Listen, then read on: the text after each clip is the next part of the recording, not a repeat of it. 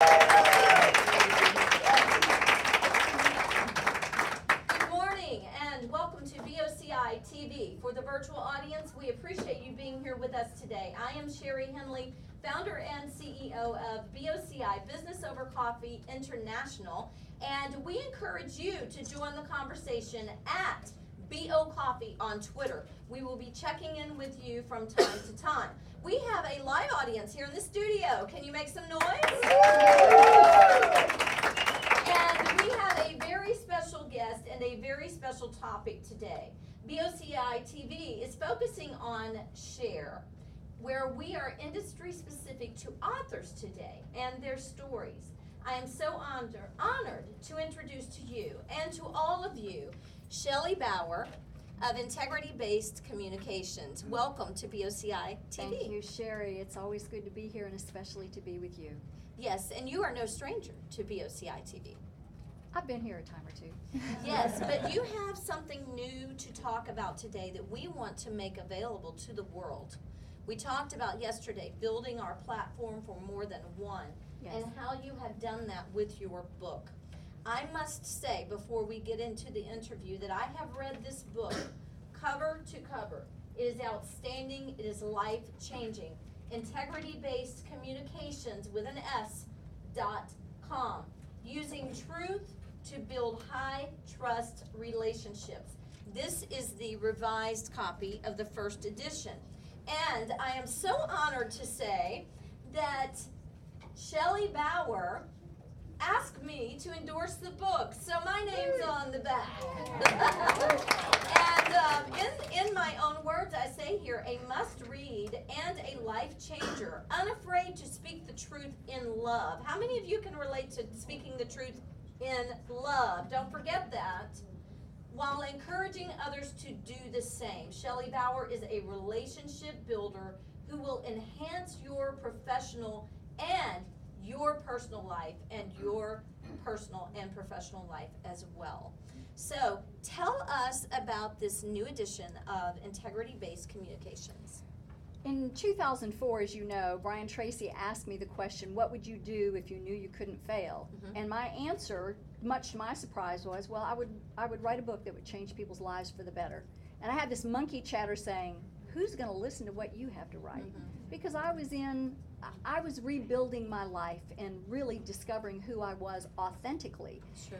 And the truth of the matter is, the first book was titled Integrity-Based Communications, Using Truth to Get What You Really Want, because that's what I was seeking at that time. In retrospect, now it seems kind of selfish, but the truth of the matter is, until we're willing to dive down and be authentic about who we are, rip open the kimono and say, this is who I am and what I stand for, then we can start to lead people authentically because we're authentic with ourselves. Sure. This iteration was really written because it's being used a lot in corporate America. Mm-hmm. It's the foundation of everything I do, whether it's presentation skills or client engagement or diversity and inclusion. It's the first module because until people in a team environment can break down the walls, can speak their truth in love quicker, faster, can put on the table what it is they really want, can ask questions and pay attention to craft win-win solutions opposed to you win, I lose, which is all about collaboration we talk about all the time. And then ultimately to build to those high trust relationships where people know they can count on you. What you say is your bond, it's your word, it's your commitment. And even though we're not perfect, you know, we always have the opportunity to renegotiate before the deadline. That is something that has seriously been a teaching tool for me and to myself as well, is that if I have told someone that I can get something to them by Friday of this week, but I see there's a conflict and I'm not going to be able to do it, then I make sure that I get in touch with them and that I renegotiate that by saying, I'm not able to complete this today, however, I could have it to you by Monday morning. Will this work for you? And then I ask for feedback. Is that what you teach? It is what I teach. And there are tools to make sure that you have the ability to do it. So if you're driving down Walnut Grove Road and a woman's having a baby in the car and tying up traffic, you pick up your cell phone and you call someone and say, I am stuck, or you send a text, not driving of course, But we have, so I automatically exchange cell phone numbers when I set an appointment. I'll even say, I won't call to confirm this appointment, but here's my cell phone so that if something comes up for you, you can call me while you're on the way, and by the way, let me get yours so I can give you the same courtesy. So in a very that's good. confrontational way, I'm modeling the behavior I want by saying, I respect you, please respect me.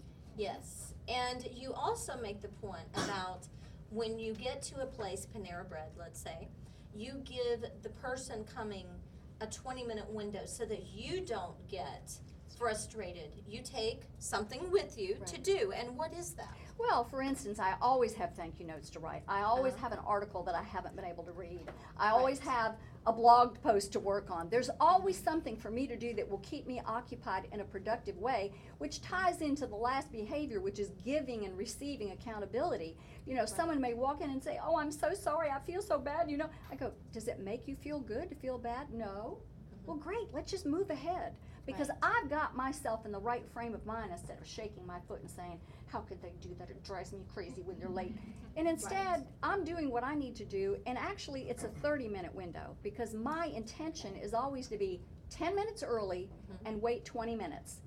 Okay. Have I ever texted you and said, I'm standing in line, may I get you a steamed milk or a cappuccino? Yes. And it's not a nudge, but hey, why should you have to stand in a long line when I'm already in line? Sure. So it's a way to. And I have actually coined that from you. Good. I've done that as well. So these are things that I've learned from you. I consider you my mentor. You are on the executive council, so I've learned so much, not only from you, but from what this is you, from what's in your book. Can you tell us the difference between this book and the original edition? Actually, it's always in process. I started out saying, tell the truth. Well, I discovered, observing 8-year-olds over a broken jar of pickles, that there's more than one version of the truth, right? We can only be responsible for our truth. And when we tell our truth quicker, faster, and put it on the table, then people know where we're coming from. Some people may be a little bit unaccustomed to the directness, but it's never done to chop someone off at the knees and say, I'm sorry if it hurts, it's the truth. It's to just facilitate a conversation that's real and honest, to let people get, move ahead. So that evolved into tell your truth quicker, faster. Also, in this edition, I have changed be accountable to give and receive accountability. It's a much bolder, powerful way of saying, let's be in relationship where nobody's making excuses, nobody's blaming our childhood, our boss, our spouse, whatever. We're taking personal responsibility for the consequences of the choices that we make and the results of the choices we make. So that's stronger. Also, I've incorporated some axioms. It's kind of the way the world behaves now, and that is, that our truth is filtered and interpreted and perceptual based on our experiences. That's the habit to break. That's to get out of inauthenticity and instead speak authentically, honestly, from both your honest perspective, succinctly. Put it on the table. And how do we do that? By telling your truth quicker, faster. Okay, and asking for what you want. Now I heard you say that you do not chop someone off at the knees. So for someone that is not quite as direct as either of us, that is maybe more introverted, right? How do they come across when they speak their truth quicker and faster as being in love, as speaking in love versus being harsh? And I've heard people tell me that. I have trouble speaking what I think because I come across as if I'm angry. So how do you work with that situation?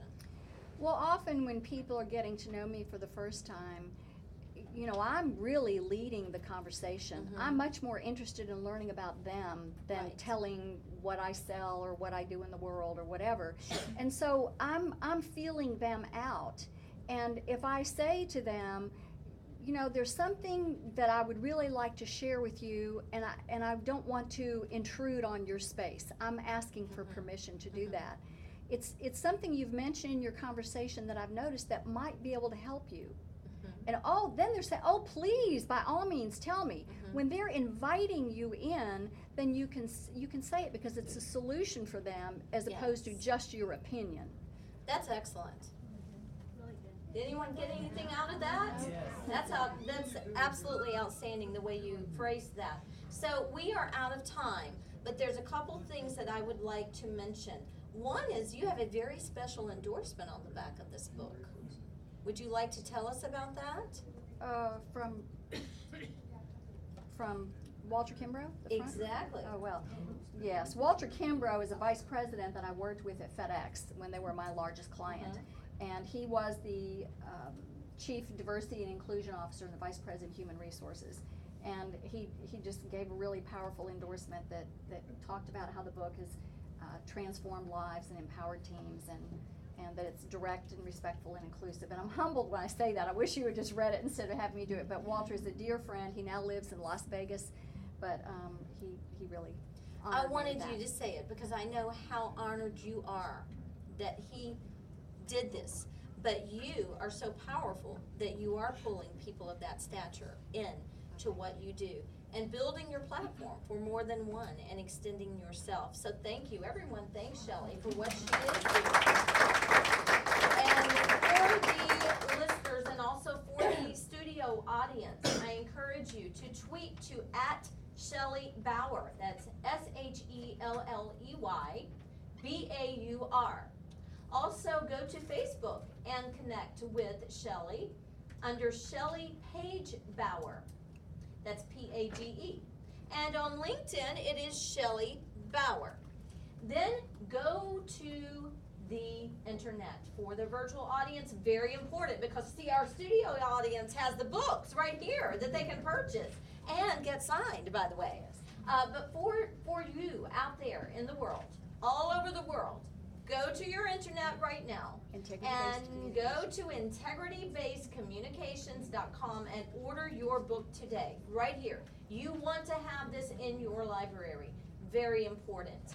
Thank you all for being here. Thank you for being here. And we work with professionals who want to optimize their business through 3 things. What is it? Social media, educational exchange, and networking events. We are bringing everyone together for what? Connections, collaboration, exposure, and business. We want to see you on our site at businessovercoffee.com. Hope to see you there. Continue bringing everyone together. God bless.